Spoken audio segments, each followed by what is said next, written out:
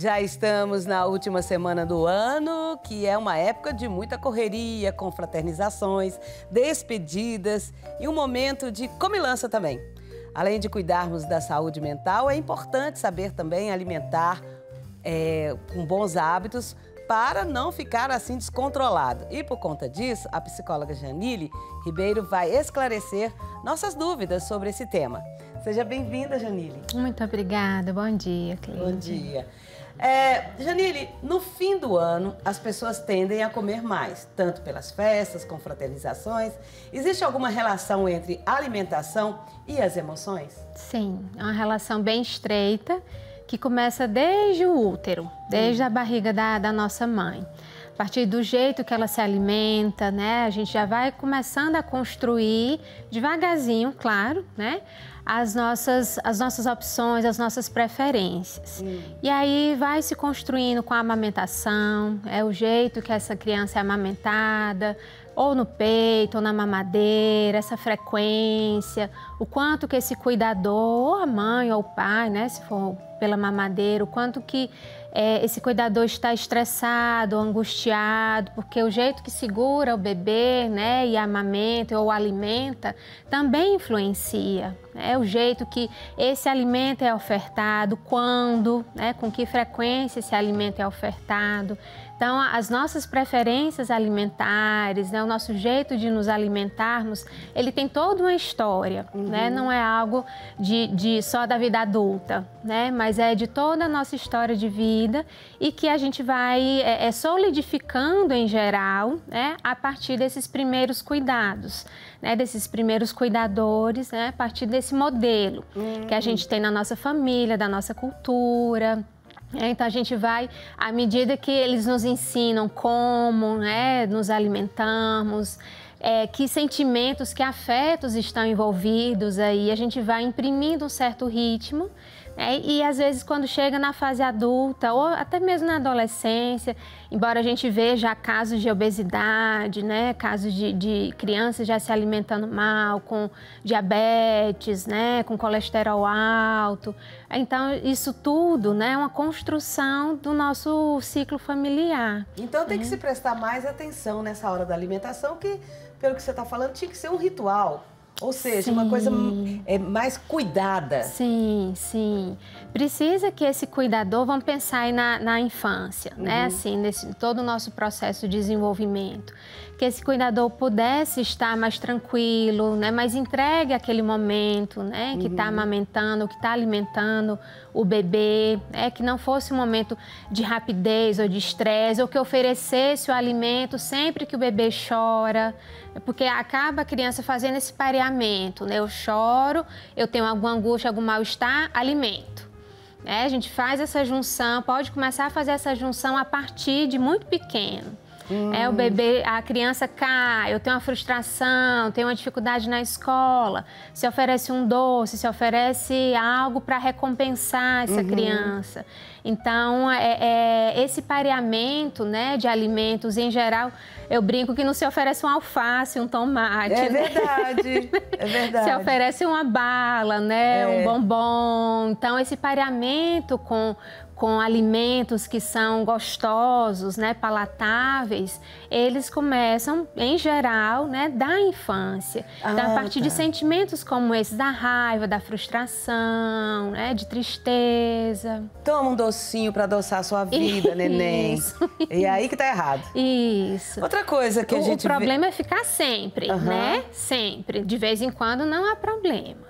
Tá. Quando uma criança assim de 8 meses, 9 meses, que já está comendo a comidinha ali, e um cuidador ali, que não seja a mãe, que tem que sair, que tem que deixar com uma babá, e essa babá começa a dar essa comidinha, e ela tá na hora dela ir embora, aí vai dar, aí essa criança vai comer muito rápido. Sim. Isso pode transformar uma pessoa, um bebê, quando chegar numa fase adulta, de comer rápido e nem... Porque a comida, ela tem o ciclo e a cabeça da gente fala, pronto, para. Isso. Para, porque aí você já deu tanto, né? Isso. Mas a pessoa que come muito rápido, ela acaba não tendo esse... Exato, exato. Porque a gente precisa viver aquele momento experienciando, né? Degustando o alimento. Então, se desde pequeno, como você exemplificou, a babá ou qualquer cuidador está ali, né? Alimentando sempre muito rápido, isso vai imprimir um ritmo.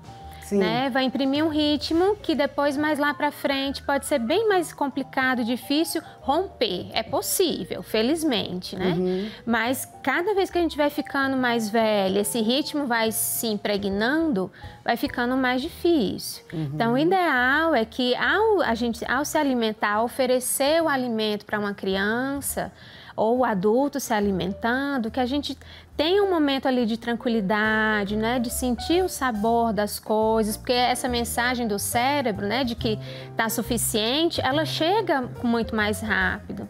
Agora, se a gente se alimenta olhando o celular, assistindo TV, né, essa mensagem ela vai ficar muito mais atrasada.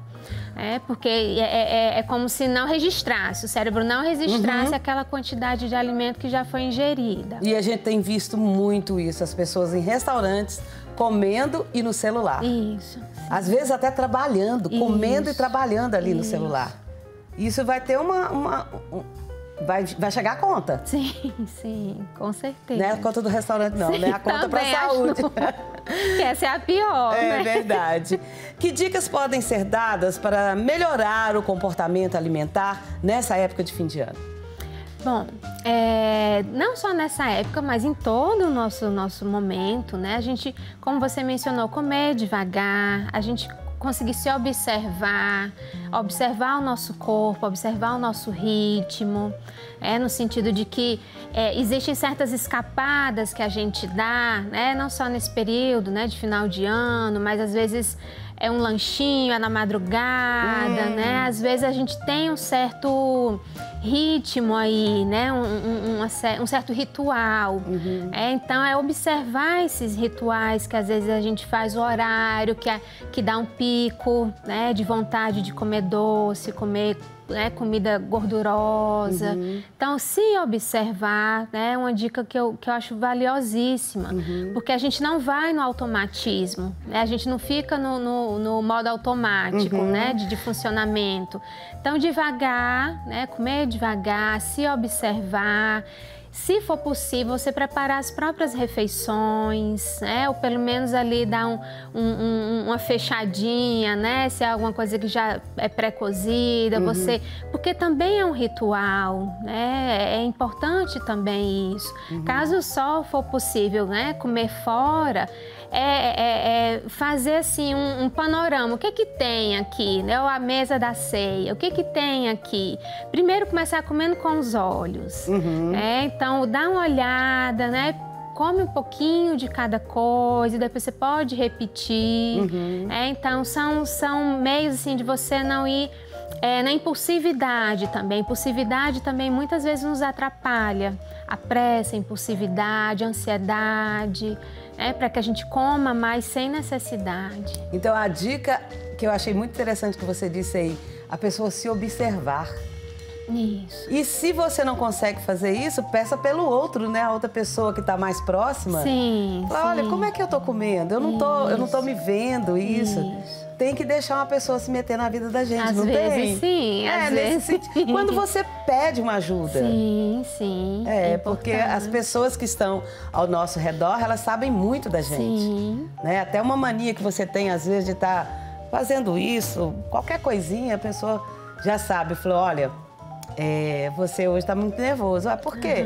Não, porque você está fazendo muito isso. E a pessoa nem percebe, né? Exato. O outro é um espelho muito importante para a gente. Bom, eu queria saber também essa questão do conforto. Que a pessoa que a gente estava falando sobre isso, mas a tal da recompensa. Porque a gente faz isso com os animais, né? Sim. Ele faz uma coisinha, a gente dá um petisco e, né, com criança a gente bate palma quando faz alguma coisa. Mas a gente não tem ninguém perto. Aí você tá triste com alguma coisa no seu trabalho, você corre no automático e come um chocolate, não é isso? Sim, sim. Os doces, as comidas palatáveis, né, de sabor gostoso, elas dão uma saciedade, uma sensação de prazer muito imediata, né, pra gente. Então, esses alimentos, eles tendem a ser mais consumidos nesses momentos de raiva, de tristeza, de angústia, porque rapidamente eles aplacam esses sentimentos. O problema é fazer isso sempre, e com exagero, né? Comer muito desses alimentos. Então, claro que a gente não é sensato, né? A gente não é equilibrado o tempo todo. Não, não mesmo. Não mesmo. Então, o problema é fazer isso sempre. Sempre que eu tenho uma frustração, sempre que eu tenho uma tristeza, eu me recompensar com o alimento, com esse alimento gorduroso, que eu brinco, né? Não é com tomate, com alface que você vai se recompensar. É verdade. Né? É com um sorvete, é com a picanha, né? Com alimentos que são gostosos, né? E que dão esse prazer imediato. Então, se o alimento ele não desse esse prazer imediato, a gente não recorreria a ele. Quando a gente tem esse prazer, é liberado algum hormônio? Sim, sim. Ah, tá. Sim. O nosso corpo tem uma química, né, aí muito interessante, semelhante, inclusive, ao uso das drogas. Ah, sim, é verdade. Agora, obesidade, anorexia, bulimia, o que esses transtornos dizem sobre os tempos atuais? Bom, a gente está, né, Cleide, num período histórico, né, de muita produção de alimentos, né?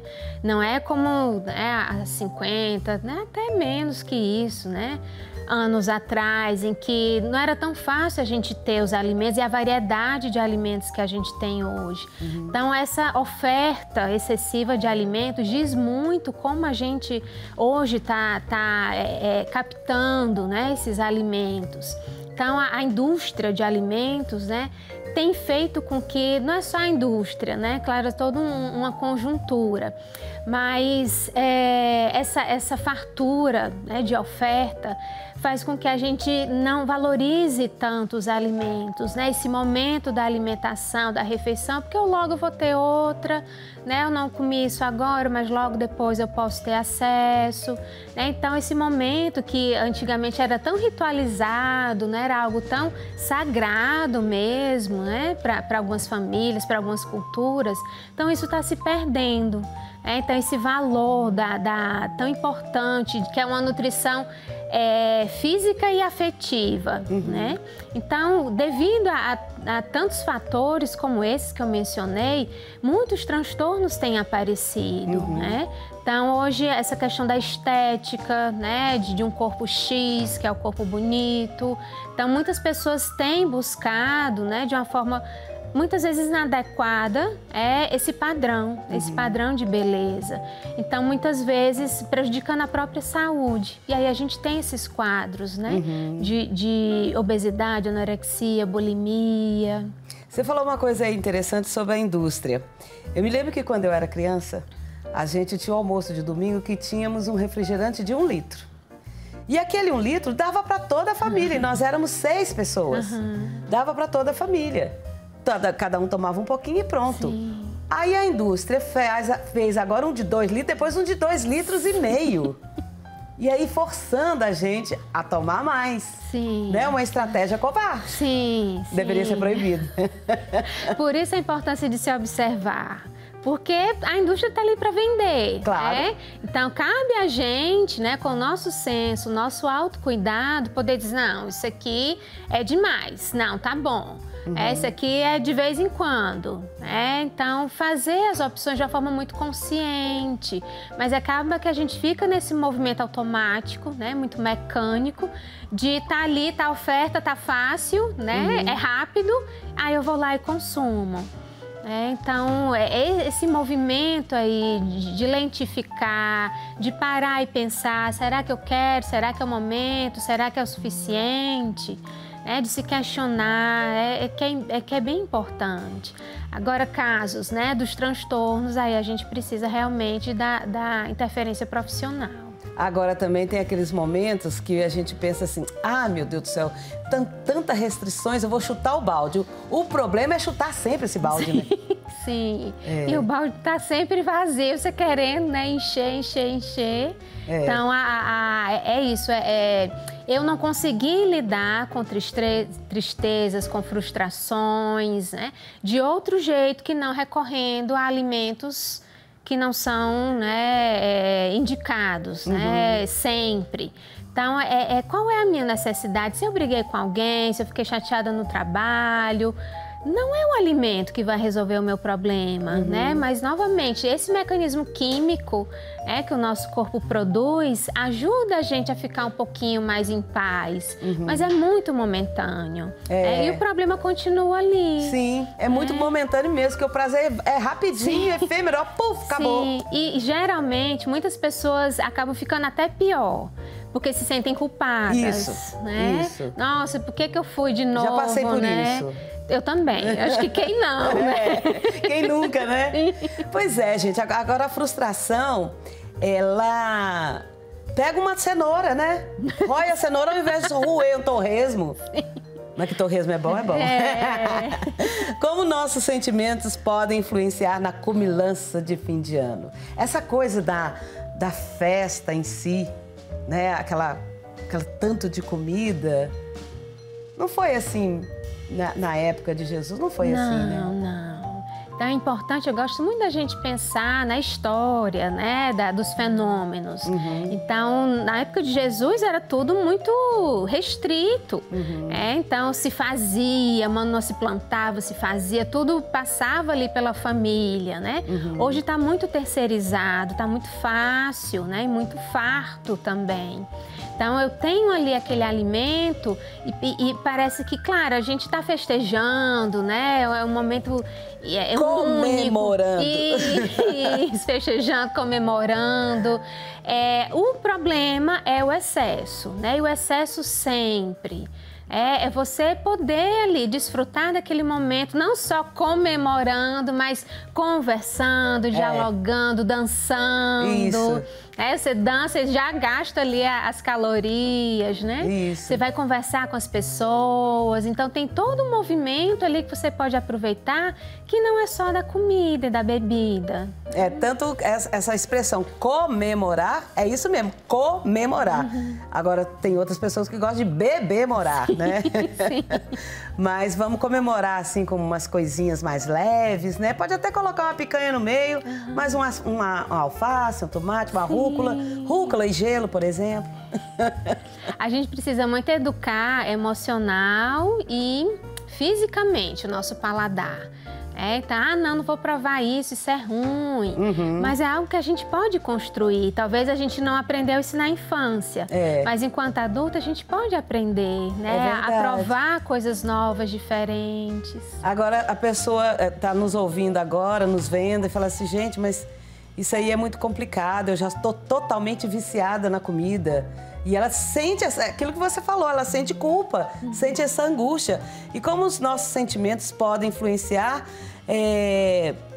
essa questão dessa culpa?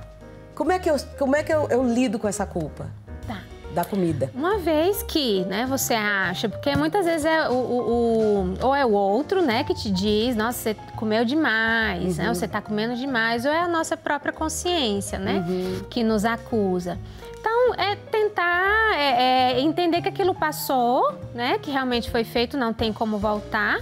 E tentar imprimir um novo ritmo, né? Aquela culpa é você se acolher. Eu gosto muito desse processo, de você se acolher. Poxa, você estava tentando, provavelmente atendendo a uma necessidade ali, de sentir prazer, né? De agradar uma pessoa que fez aquele prato. Tem muito isso também, né? Nessas festas de fim de ano. Então, você queria ali ter conexão, vínculo com as pessoas e acabou comendo demais, né?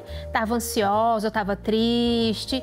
Ok, então assim, é só você se acolher, tentar parar um pouquinho. Isso, claro, requer tempo, né? Para você poder imprimir esse novo hábito. Uma vez que foi feito, tenta devagarzinho ir mudando. Não é uma coisa radical. As coisas radicais, geralmente, elas funcionam pouquíssimo tempo.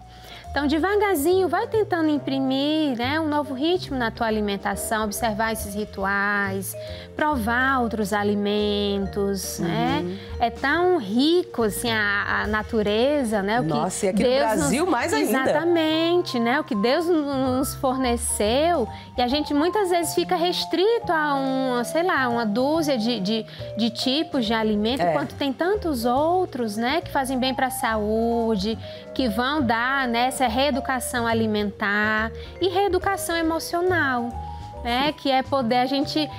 porque é um ciclo, né? Muitas vezes, né? Quando eu tô feliz, eu como, e aí se eu como demais, eu fico culpada, e aí aí eu como de novo. Isso. Então, o rompimento desse ciclo é a gente poder se observar, né? Ir devagarzinho. Isso é muito interessante e muito importante, porque quando você engorda, tá acima 10 quilos acima do peso, vamos exemplificar assim, esses 10 quilos, eles não foram, não caíram no seu corpo de uma vez. Exato. Ele foi sendo construído. Nada mais justo também que você vá diminuindo aos poucos, porque o radicalismo chuta o balde. Exatamente. Aí a pessoa, não, agora eu vou comer bolacha sem sal, café sem açúcar, alface, ovo e uma laranja, só isso no almoço, um bife mal passado e tal. Aí vai naquele radicalismo. Aí começa a perder o peso. Só que depois, a mente parece que dá uma barulhada, sei lá o que acontece. Mas dá mesmo, é um efeito rebote. O nosso corpo, ele aciona um alerta, né? Dizendo, olha, tá faltando comida, como assim, né? Tinha tanta coisa aqui, agora não tem mais, né? Então isso é orgânico, é emocional também, né? O nosso corpo, ele funciona, é interligado, né? Então, quando a pessoa faz muitas restrições, né? Em pouco espaço de tempo, tem esse efeito rebote. E aí a pessoa acaba, o pouquinho ou até a quantidade boa de quilos que ela perdeu, ela recupera em pouco espaço de tempo, né? Porque vem esse alerta do corpo dizendo, não tá bem. Você precisa de nutrientes, que na verdade não precisa, né? É só uma questão de ir devagar, paulatinamente. Você não vai morrer, né? Mas o corpo entende isso, né? Então a pessoa precisa conseguir, por isso que eu falo da alfabetização emocional, precisa administrar melhor essas emoções, né? Essa angústia que vem quando parece que você tem que comer tudo de uma vez, né? Ali, senão você vai morrer, né? O mundo vai se acabar. Pra gente encontrar você no Instagram? Isso, @Janile Ribeiro. @Janile Ribeiro. Isso. Quero te agradecer muito a sua participação hoje. Segunda-feira que vem eu espero você ansiosa para a gente conversar mais. Sim, prazer. Bênçãos do Pai Eterno para você. Amém, para você também, para nós. Amém.